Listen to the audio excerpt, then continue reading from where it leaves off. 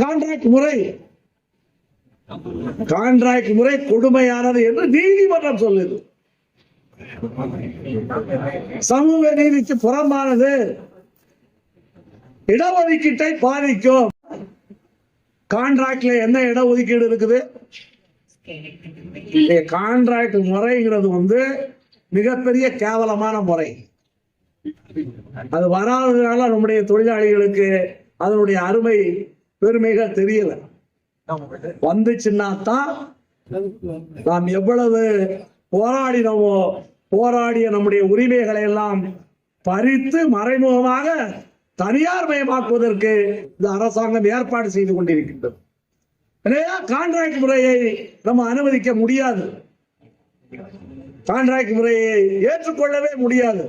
அமைச்சர் சொல்லுகிறார், நாங்க 685 பேர் இதே சொல்லிக்கிட்டு இருக்காரு. இருக்க வேண்டியது 25,000. 685 எஸ்சிடிசில போட்டோம், 685 எஸ்சிடிசில போட்டோம்னு எங்க போனாலும் அமைச்சர் பேசுறாரு.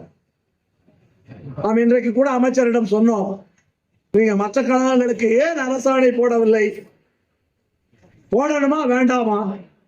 எப்பொழுது காலி பணியிடங்களை பூர்த்தி செய்ய போகின்றீர்கள்? வாரிசு வேலை எப்ப கொடுக்க போறீங்க? அமைச்சர் அதே சொன்னோம். இந்த அரசாங்கம் வாரிசு வேலை கொடுப்பதற்கு மறுப்பதற்கு தடையாக இருப்பது எது தெரியுமா? அதிமுக ஆட்சியில போட்ட அரசாணை.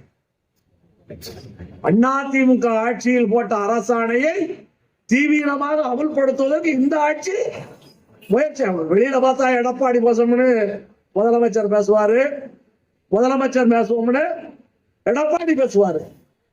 ஆனா அந்த ஆட்சி போட்ட அரசாணையை தான் இந்த ஆட்சி அமல்படுத்துகிறது. அந்த ஆட்சியிலே எடுத்த கொள்கை முடிவைத்தான் இவர்கள் அமல்படுத்துகின்றார்கள். அந்த ஆட்சி என்ன செய்கிறதோ அதைத்தான் செய்யணும். அதனால உங்களது செல்லுக்கும் செயலுக்கும் முதலமைச்சர் நாங்கள் சொன்னதைத்தான் செய்வோம் என்று சொல்றார். சில சமயம் சொல்லுவாரு, சொல்லாதையும் செய்வோம்னு சொல்லுவாரு. கான்ட்ராக்ட் விட போறோம்னு சொல்லல. எலெக்ஷனுக்கு முன்னாடி நாங்கள் கான்ட்ராக்ட் விடுவோம் சொன்னாதான்